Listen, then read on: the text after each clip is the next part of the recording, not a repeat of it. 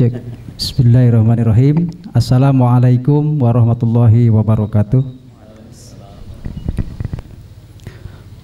Hamdan liman zayyana nawal insani bil akhlaqil karimah, salatan wassalaman ala afdhalil mutakhallaqi bil akhlaqil azimah wa alihi wa ashabihi wa kulli man iktafa alaihim tariqatahumul qawimah. Subhanaka la ilma lana illa ma 'allamtana innaka antal alimul hakim. Sahabat-sahabatku sekalian yang dirahmati Allah, tidak ada satu kejadian yang menimpa, yang terjadi di muka bumi ini, di alam semesta ini, kecuali sudah ditetapkan oleh Allah Subhanahu wa Ta'ala 500.000 tahun sebelum penciptaan alam semesta, termasuk duduk kita saat ini juga sudah ditentukan 500.000 tahun sebelum penciptaan alam semesta. Maka menerima apapun yang Allah Ta'ala berikan, orang yang iman harus direspon dulu dengan iman, tidak direspon dulu dengan emosi. Ada satu ayat yang mungkin bisa menjadi pegangan kita. Kata Allah, a'udzubillahi minasyaitonirrajim, wa asa ayyakrahu wa huwa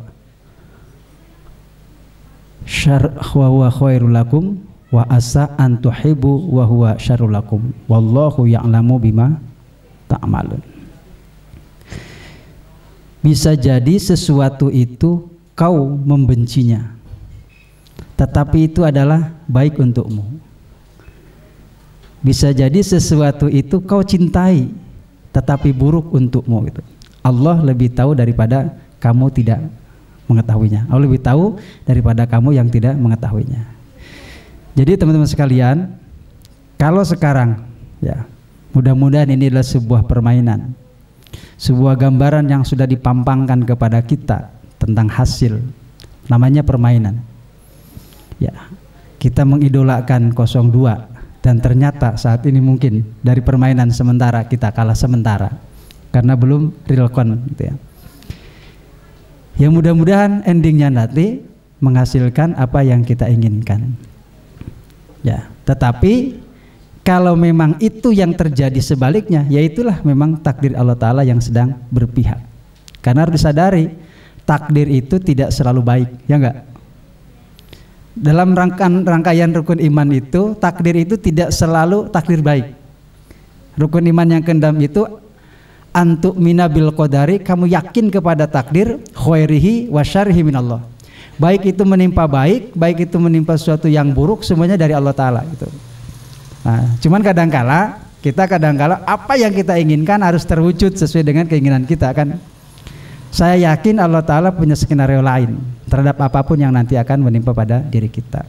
Maka teman-teman sekalian, baik kita tetap mengikuti alur yang sedang dimainkan, tetap kita memantau, kita pantengi ya dengan cara apa yang kita bisa. Mudah-mudahan perjuangan kita belum selesai dan mudah-mudahan Allah Ta'ala memenangkan kepada perjuangan kita semuanya. Amin, Allahumma amin. Teman sekalian, tidak harus mengganggu semangat kita dalam mengaji. Tadi sudah sampaikan oleh Kang Iqbal, ngaji ini gini, ngaji itu kan dari bahasa apa ngaji itu kan? Jawa okay. Oh, ngaji itu dari kata Jawa, aji, value, nilai ya. Jadi kalau bahasa Qur'annya itu yarfa'illahu alladzina amanu minkum walladzina utul ilma darajah kan itu. Jadi Allah akan mengangkat manusia yang beriman dan orang yang memiliki ilmu beberapa derajat. Ya, jadi orang yang ngaji itu dia akan punya aji, akan punya nilai dibandingkan orang yang tidak pernah ngaji. Gitu ya. Maka saya ngusulkan kalau bisa di parlemen itu selalu ada ngaji. Gitu. Di parlemen itu ada pengajian harusnya gitu. Halako. Yang muslim ya halako muslim, yang kafir ya halako kafir ya terserah kan itu. Artinya apa? Harus disinari. Kan gitu loh. Karena memang manusia itu punya watak kedua sisi kan, nganan apa ngiri kan gitu. Tapi kalau sering terus diasah terus ke kanannya, maka insya Allah dia akan cenderung ke arah kanan kan gitu. Fa'alhamaha fujuraha wa taqwaha. Manusia itu punya kecenderungan kepada fujur, keburukan, tapi juga manusia punya kecenderungan kepada apa? Takwa. Nah, kalau tergantung diasahnya yang mana. Misalnya mungkin kalau di parlemen itu sering diadakan pengajian-pengajian kan paling enggak nak korupsi ora sak miliar, paling ya 500 juta kan dia kan. Rada sithik gitu loh. Nah, gitu. Nah, teman sekalian, saya sebenarnya kaget ya dengan judul ini, ngaji total. Kok maksud itu ngaji total kayak piye gitu ya. Ya itu ternyata ngaji totalitas maksud Kang Puji itu sekarang itu ada mindset, ada pandangan seseorang itu dianggap sukses itu ukurannya materialis. Kan gitu ya? Coba jenengan sering menilai nggak teman kita misalnya, kalau misalnya wah dulu waktu kuliah sering pakai sepeda, sekarang selesai kuliah udah pakai numpak motor hasil usaha sendiri, kan seolah sukses kan gitu ya. Tapi teman kita mungkin yang masih jalan atau pakai sepeda tapi Qurannya sudah 25 juz, kadang-kadang kita nganggap tidak sukses ya enggak. Jadi ukuran-ukuran kita tuh seperti itu. Nah, harusnya tidak hanya diukur dari sisi materialis kayak gitu. Karena gini teman sekalian, saya sering sampaikan ke jamaah itu, bersyukur ketika kita itu dipilih oleh Allah Ta'ala mudah melakukan kebaikan ya. Mungkin kita tidak sesukses Fir'aun. Sukses Fir'aun itu sukses nggak? Wah, sukses banget. Fir'aun kan sukses luar biasa loh, membangun peradaban dan bahkan namanya tercatat dalam Al-Quran. Jadi kan mau nggak namanya tercatat dalam Al-Quran tapi seperti Fir'aun?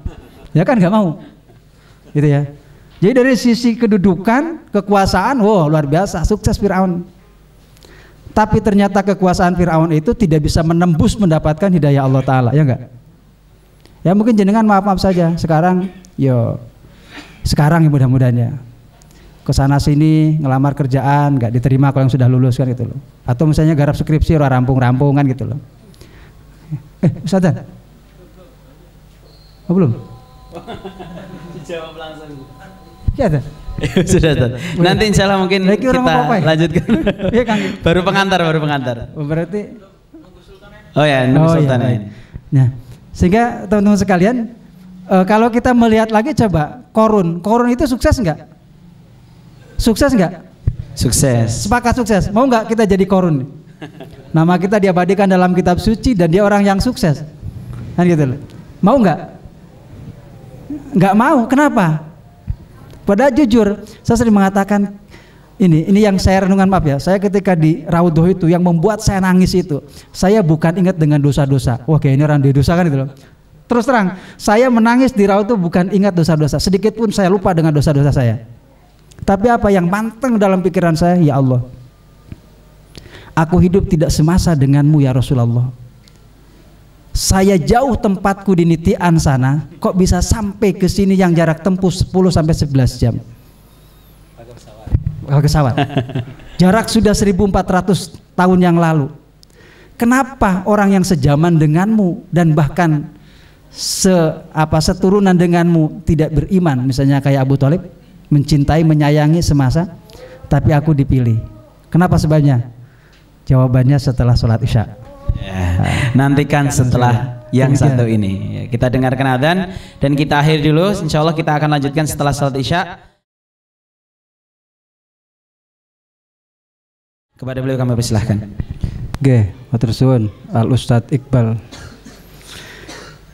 Sahabat-sahabat sekalian, yaitu yang saya lanjutkan ya, yang menjadi tangisan rintihan bagi saya ketika di Raudhah itu bukan karena ya saya ada satu kebanggaan, bukan karena ingat dosa-dosa, jujur itu, tapi saya merasa setengah tidak percaya, kenapa engkau ya Allah engkau panggil aku gitu. Sementara orang yang pernah hidup semasa dengan Rasulmu, yang menjaga, melindungi Rasulmu, ya, siap menjadi tameng ketika ada orang-orang kafir mengganggunya, dia tidak mendapatkan kesempatan ini. Siapa itu? Pamannya Abu Thalib. Sampai Rasulullah saking cintanya, ya, pada saat mendekati ajal kematian pun Rasulullah mendampingi. Wahai paman, tidak ada yang bisa membantuku terhadap azab Allah Ta'ala kecuali engkau bersyahadat. Tapi pamannya tidak bersyahadat. Sampai meninggal Rasulullah mau mendoakan, tapi ditegur Allah Ta'ala, innaka la tahdi man ahbabta walakinallaha yahdi may yasha. Engkau Muhammad tidak akan bisa memberikan hidayah kepada orang yang kau cintai, tapi Allah Ta'ala memberikan hidayah kepada orang yang Allah Ta'ala kehendaki. Jadi teman sekalian, maka itu yang menjadi renungan saya. Ya Allah, alhamdulillah saya yang sudah lama jarak aku dengan Rasulmu, aku mendapatkan hidayah Islam dan aku mendapatkan panggilanmu. Maka teman sekalian, ketika ada kesempatan kita ini menjadi orang yang maaf, kok ringan melakukan kebaikan, ringan ngaji, ini disyukuri betul. Sekali lagi, kesuksesan seseorang tidak dilihat sebanyak mana dia mengumpulkan materi. Mungkin sering saya sampaikan di kajian pasca ngaji, kita ada pengajian relawan dan pengurus ya. Khusus saya sedang membahas kitab tafsir Al-Kahfi itu. Ada satu penggalan surat ayat dalam surat Al-Kahfi ini. Begini, kalau Allah Ta'ala itu menganggap sebuah kesuksesan itu adalah diukur dari materi, maka Allah Ta'ala tidak akan mengingatkan Rasulnya. Allah berfirman begini, A'udzubillahi minasyaitonirrajim. Bismillahirrahmanirrahim. Wasbir nafsaka ma'alladzina yad'una rabbahum bil ghadati wal ashiyyi yuriduna wajah. Wahai Muhammad, sabarlah engkau bersama orang-orang yang dia itu apa? Yad'una rabbahum bil ghadati wal ashiyyi. Mereka memohon, mereka mengajak ke jalan Rabbnya pagi dan petang, pagi dan senja. Khaufa wa tama itu. Dengan penuh harapan gitu. Wasbir nafsaka ma'alladzina yad'una rabbahum bil ghadati wal ashyi yuriduna wajah, yang mereka berharap akan keridhaan Tuhannya. Wala ta'du ainaka anhum, jangan kau pandangkan penglihatanmu kepada mereka. Artinya apa? Di situ Rasulullah dihadapkan dengan orang-orang kafir Quraisy, ya, orang-orang Madinah yang sukses-sukses tapi dia kafir. Rasulullah hampir saja memalingkan pandangan kepada orang-orang yang sukses materi tapi dia tidak punya iman. Allah tegur itu, jangan Muhammad, engkau tetap bersabar dengan orang-orang yang dia ahli ibadah, ahli zikir. Itulah sesungguhnya orang yang sukses. Ya, wala ta'du ainaka anhum turidu zinatal hayatid dunya, yang mereka yang hanya dikejar itu kesuksesan dunia, materi saja. Jadi seolah semakin banyak mengumpulkan materi, semakin dianggap sebuah kesuksesan. Sesungguhnya kesuksesan itu, saya sering mengutip kata-kata Kang Puji, wong sing paling rugi itu bukan orang yang tidak kaya raya, bukan orang yang mungkin punya jabatan, tapi orang yang mati tidak masuk surga. Itu Kang. Mati masuk neraka itu ya, itu tidak masuk surga, kan tempat hanya dua itu. Nah, sehingga ini teman-teman sekalian, yuk kita bangkitkan. Bukan saya nyuruh untuk miskin, bukan mendorong untuk miskin, karena tadi keberpihakan kaya dan miskin juga sebuah takdir. Ada seorang sahabat Nabi yang ditakdirkan Allah Ta'ala kaya dan dia berusaha pengen miskin. Ada loh. Ya, jadi sahabat Nabi yang namanya Abdurrahman bin Auf itu pengen miskin. Karena dikatakan kata Rasulullah bahwa Abdurrahman bin Auf itu jarak dengan para sahabat yang lain yang miskin-miskin itu masuk surganya itu 40 tahun. Sehingga Abdurrahman bin Auf bagaimana menjadi orang yang miskin. Ketika di Mekah dia sudah kaya, pindah ke Madinah, ya ketika di Madinah jatuh miskin kan, harta kekayaannya karena dijual semuanya, ditinggalkan semuanya. Sehingga kata orang-orang Madinah, orang-orang Ansor itu menawari gini.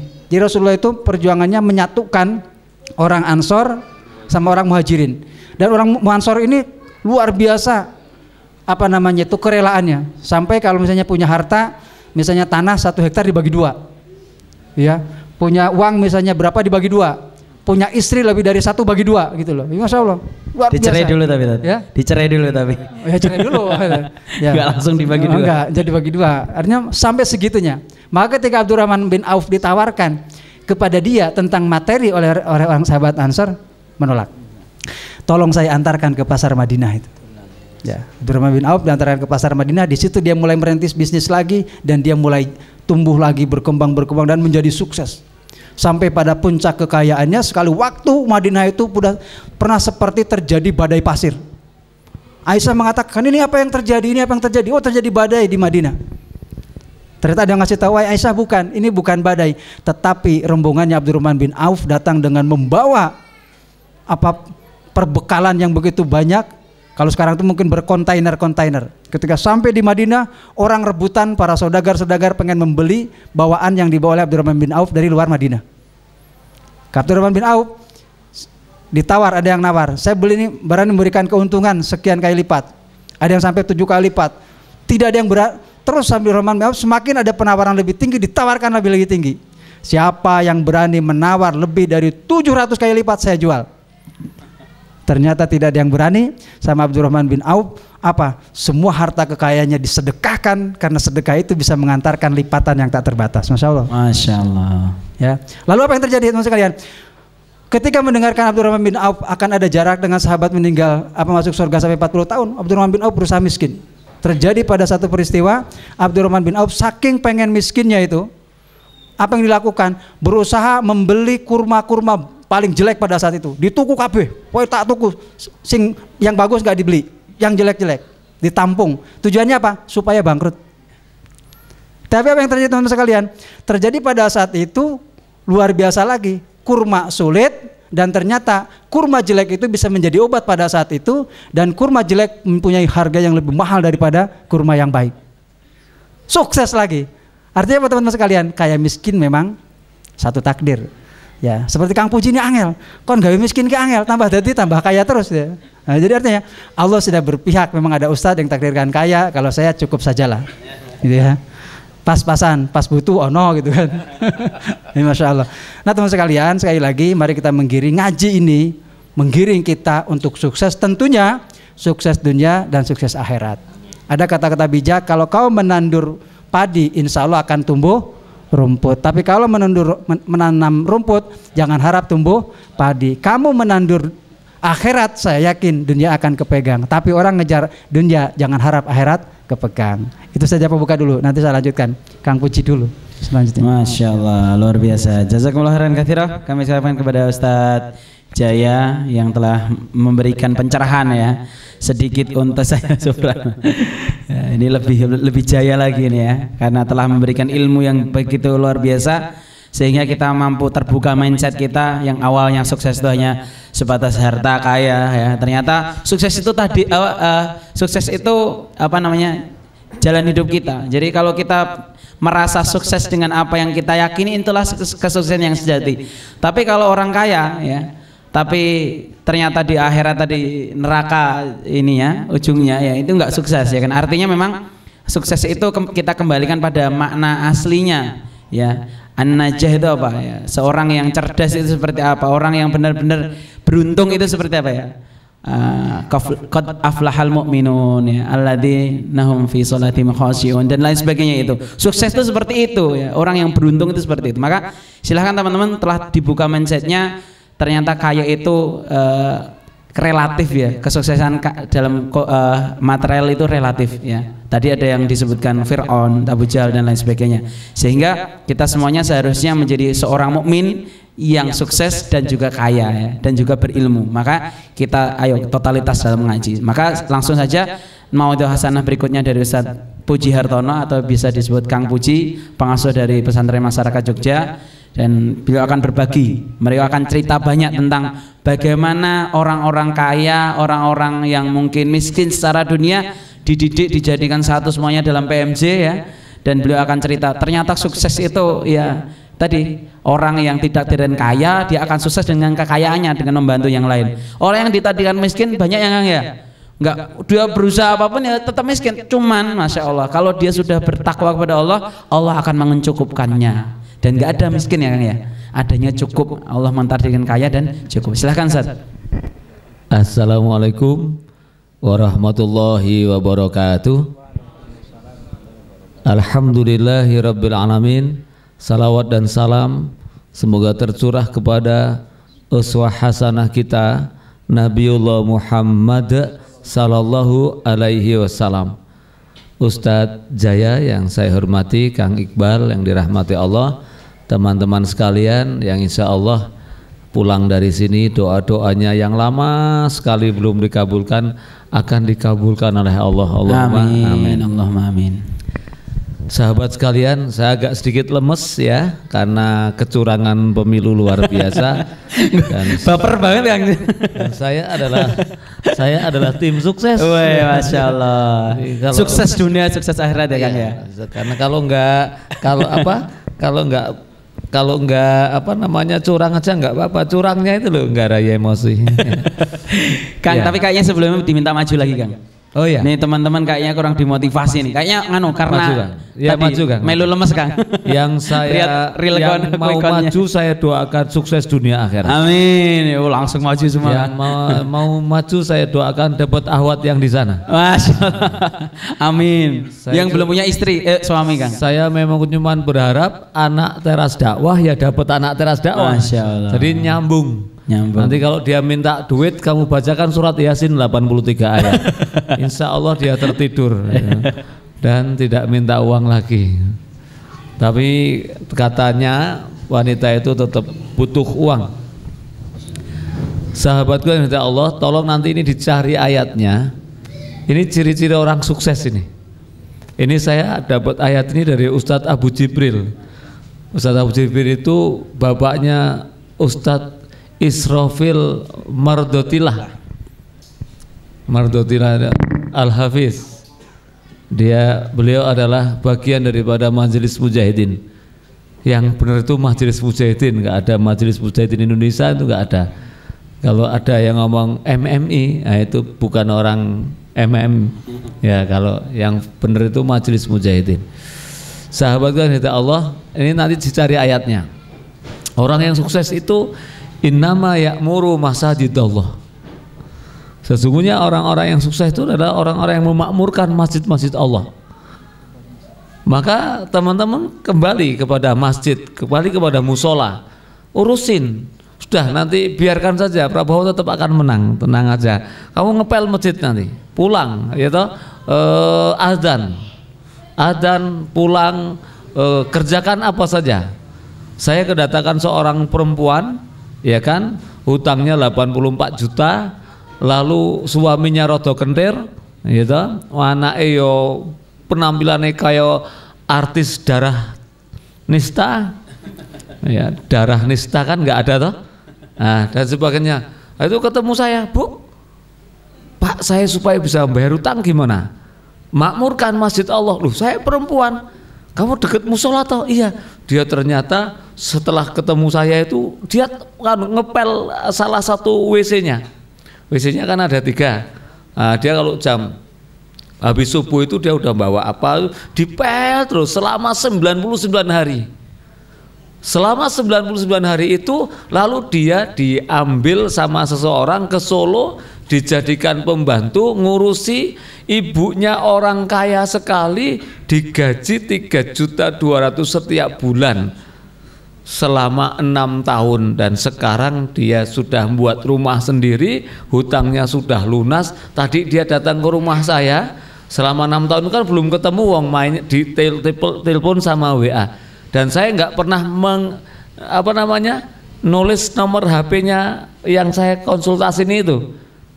Ibu siapa? Loh, kan kemarin sudah. Maaf Bu, saya hanya menulis nomor HP istri saya. Saya hanya istri saya yang ada di sini, atau kepala sekolah, ada hubungannya dengan pelatihan, itu masalahnya. Nah, mari dimakmurkan masjid-masjid Allah, maka Anda akan menjadi sukses. Innama ya'muru masajidallah man amana billah, itu tanda bahwa kita beriman kepada Allah. Pak, ada orang munggah kaji kok orang sholat nang masjid, itu mardut jelas. Hajinya haji 4 kali kayak sing nang sinetron kae. Haji Muhyiddin. Saya hitung penyakitnya dia, karena saya kan hari Selasa itu rundo. Saya kan nggak punya TV. Saya bisa beli dealer TV itu bisa. Tapi iya, dealernya loh. Kalau kamu kan TV paling. Kawang tipis gitu ya. Iki wong sugih le, wong sugih. Kowe aja kaget. Iki jan miskin-miskin iki cian iki. Makanya masih beli TV ya. Ya makanya masih punya TV. Wong sugiran TV. Sahabat dari Allah, itu saya nonton TV, lihat loh.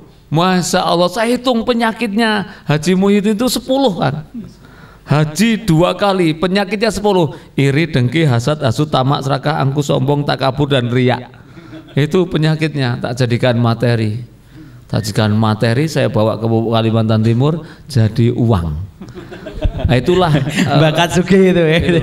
Jadi memang beda. Masya Allah. Ada orang yang berdoa pengen kaya, nggak kaya-kaya. Ada yang biasa-biasa saja, dimudahkan cari duitnya. Dia mengumpulkan uang itu 100 juta itu mungkin bertahun-tahun. Kami cuma 3 hari itu. Ngisi 3 hari. Jadi nggak enak tuh kalau cerita kayak gini tuh. Nah, teman-teman juru mangkel banget, kurang ajar. Piye toh? Makanya makmurkan kalau Anda beriman kepada Allah, makmurkan masjid Allah dan beriman kepada Allah. Innama ya'muru masajidallah man amana billah wal yaumil akhir. Nah ini, sahabat kan itu Allah, kalau tujuan hidup kita itu akhir, maka apapun Anda hari ini nyaman karena kita punya surga. Orang Islam itu sholat 2 rakaat menjelang sholat subuh, apapun sholatnya itu sudah sholat fajar, namanya surga, lebih baik daripada dunia seisinya. Sudah kaya Anda, jadi jangan merasa miskin. Paling kaya Anda, lebih kaya dari Bill Gates. Ya, Anda lebih kaya dari Atta Halilintar. Wih, asyap gitu ya. Ya. Anda lebih kaya dari Ria Ricis. Iya. Itu saya dikasih tahu sama anakku yang kelas 5 SD. Pak, ini loh orang-orang muda sudah kaya. Anda lebih kaya dari Deddy Corbuzier. Masya Allah. Tapi kalau Atta Halilintar juga sholat yang sama ya kalah gitu. Ria Ricis juga, itu kan Ria Ricis itu adiknya Oki Setiana Dewi yang sudah hijrah itu. Sahabatku yang dirahmati Allah, innama ya'muru masajidallah, dan sesungguhnya orang-orang yang memakmurkan masjid-masjid Allah itu percaya kepada Allah, man amana billah wal yaumil akhir, dan percaya kepada hari akhir. Wa aqamas shalah. Nah, teman-teman ini mau tak ulang lagi ini. Orang sukses itu cuma 3 sebetulnya kalau melakukannya. Salat, sabar, sedekah. Salat, sabar, sedekah. Salat, sabar, sedekah. Apakah serta-merta orang yang bersedekah itu diganti uangnya? Belum tentu. Bisa diganti di akhirat semuanya, bisa diganti di dunia semuanya, dan sebagainya. Menerima takdir Allah itu total ngaji. Menerima takdir Allah itu namanya total ngaji. Anda jadi aji, Anda jadi punya value, Anda punya karakter. Jangan kayak ketua partai, ya toh. Saya tidak tahu mana pejabat, nama penjahatnya mana. Ternyata dia penjahat. Karena nggak tahu tadi kan? Iya, nggak tahu akhirnya dia. Ini nggak tahu kedudukannya. Itu kalau dalam bahasa hadis itu namanya ndobos mugolado. Ngapusi sak boleh itu. Sahabatnya dari Allah. Nah, teman-teman, ayo kerjakan. Ini saya dengan Ustadz Jaya sudah mengerjakan. Duha itu 12 rakaat. Antum futsal 45 menit lari ke sana kemari, keringetnya basah luar biasa, minum es teh, main lagi loh. Duha kok 2 rakaat. Aduh, apa itu nanti pertanyaannya? Buat apa fisikmu? Kamu kan sispek. Wah, itu kuat. Pak, buat sholat duha ya Allah 2 rakaat. Pak, itu sunnah. Iya, karena kita banyak dosa, makanya kita banyak rukuk dan sujud menyembah kepada Allah. Sholat duha 2 wa aqamas sholah.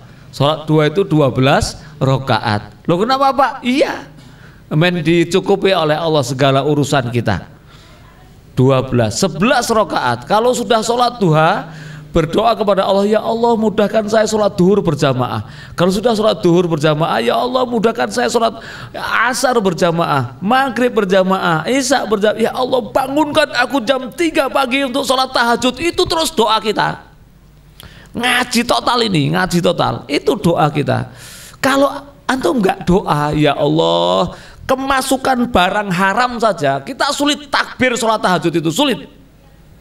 Anda ngawur makan mie ayam, nggak ada tulisannya halal, Anda makan, Anda bisa nggak bangun Anda sholat subuh, bisa nggak bangun sholat tahajud, karena masuk ke dalam perut kita itu mengolahnya menjadi darah, darahnya menjadi haram, lalu darah ini kita nggak kuat. Kenapa musuh-musuh Allah itu takut sama kita? Bukan kita yang menakut-nakuti Allah. Yang nakut-nakuti musuh Allah itu Allah sendiri. Saya sama Amri, Kang Teguh. Dua-duanya nggak bisa nyupir. Saya nyupir. Ngisi ning Gunung Kidul, Ndelingo. Sebelum Gunung Kidul ya itu. Lewat di situ tuh ada apa namanya? Bukit berbintang-bintang itu. Pada pacaran, saya berhenti pakai mobil merah, Jazz merah itu. Saya berhenti. Bisa bubar gak? Bubar kabeh, wong sono akeh bubar kabeh. Aku dhewe nggumun. Saya sendiri heran, kok wedi ya? Malah situ kok, Kang, kowe rada sekti ndasmu. Mbak dipolo tenan ambiar kowe yang bubar, gak ada orang pacaran. Tapi saya didatangi tukang angkringan 2. Ustadz, ini kerugian saya. Mereka kan sambil jajan tempat saya. Ya saya ganti uang. Nah, itu kelebihannya Ustadz, kalau punya duit itu agak selesai urusannya. Oh ya urusanmu, gue harus takdir ini, gue ra entuk duit takdir iki. Aku iso disumpahi ya. Biasanya entek piro? 180 Ustaz, tak kasih 200. Biasanya gue entek piro? 160 tak kasih 200. Wis rampung. Ustaz, besok dibubarke lagi ya. Aji mumpung itu. Jadi sahabatku ya Allah, bismillahirrahmanirrahim. Pokoknya itu sholat, sabar, sedekah. Sholat, sabar, sedekah. Jadi kalau antum punya masalah, Allah itu enggak kok sebetulnya Allah enggak menyuruh kamu menyelesaikannya kok. Allah itu hanya sholatlah dan bersabarlah. Nah terus supaya doa orang lain banyak, maka kita bersedekah semampunya. Jangan sekali-kali teman-teman merasa bahwa apa yang sedang kita alami ini, karir yang kita punya, harta yang kita punya itu doa kita yang dikabulkan. Jangan sekali-kali ngomong begitu. Kita nggak tahu doa siapa yang dikabulkan oleh Allah. Ini namanya ngaji total ini, jihad total. Gitu. Saya nggak pernah ngomong, ya Allah, ya aku tungguku kabul. Enggak, saya nggak pernah. Ini mungkin doa istri saya, doa saya, doa mertua saya, doa mantan saya. Gelodak. Emangnya Kang Busi dulu pacaran? Enggak. Saya selalu ditolak dulu. Karena si wanita nggak tahu kita bakal sukses.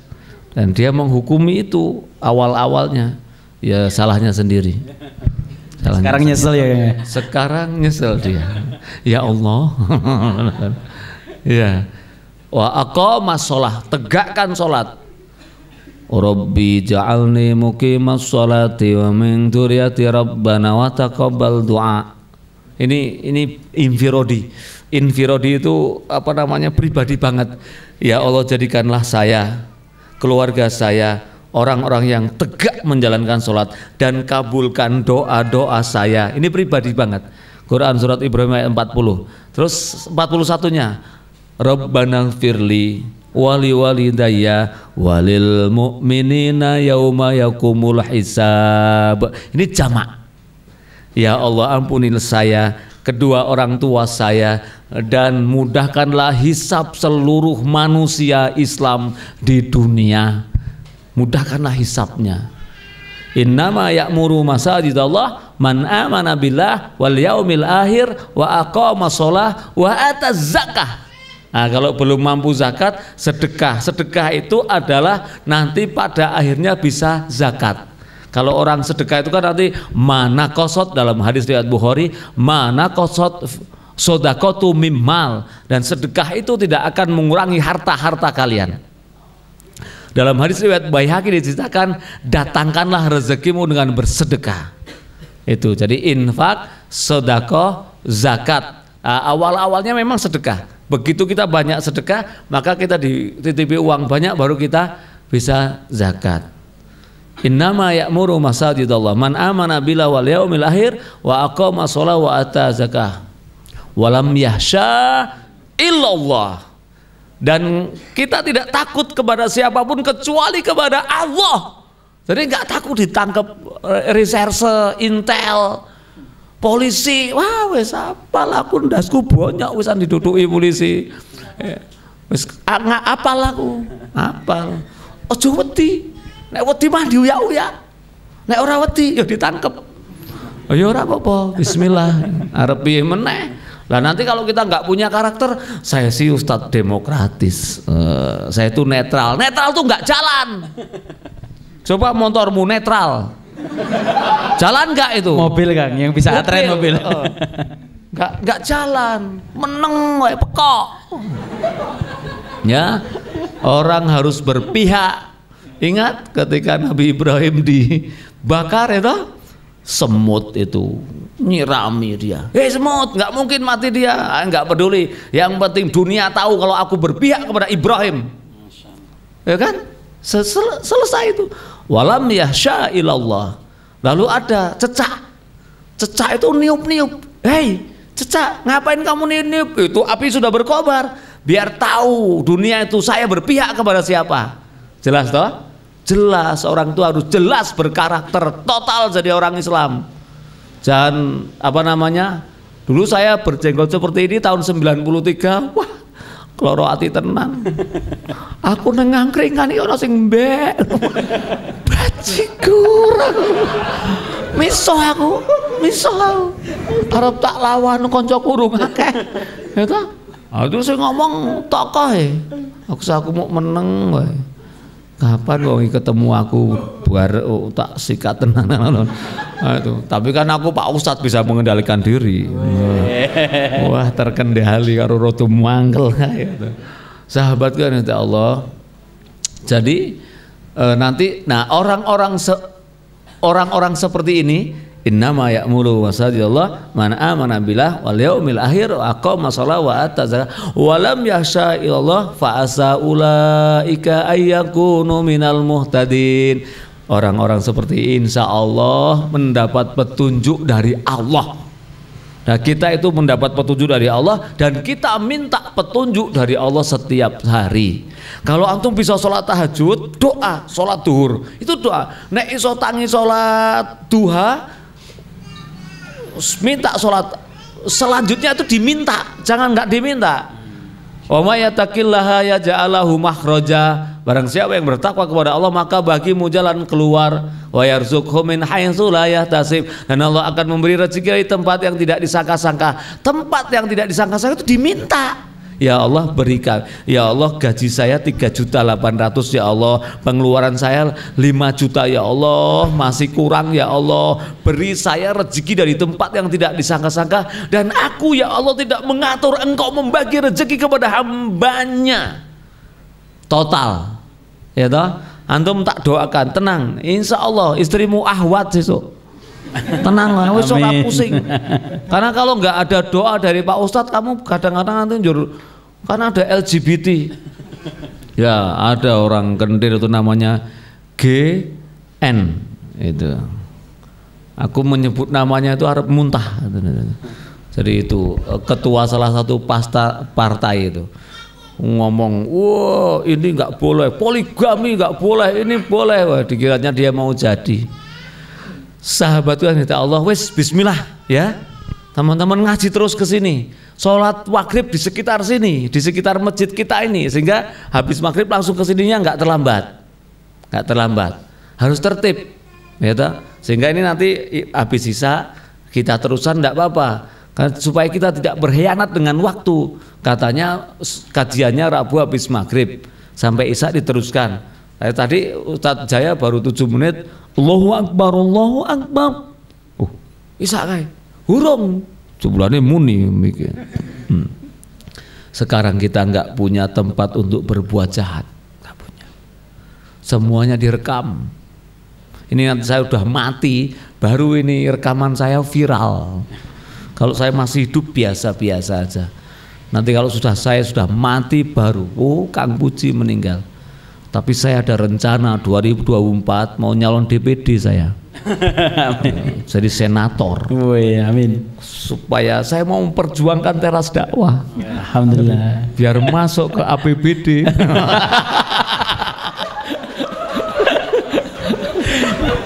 Dilirik Menteri Pemuda dan Olahraga. Iya. Wah, di teras dakwah itu.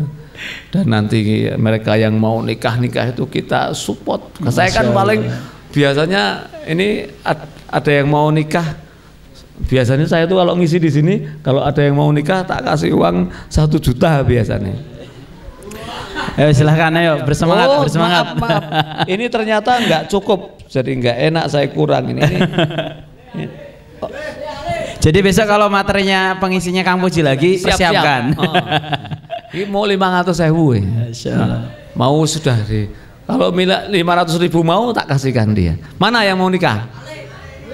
Yang mau akan segera menikah kan? Kalau mau semuanya mau. Yang sudah rencana nikahnya tahun berapa?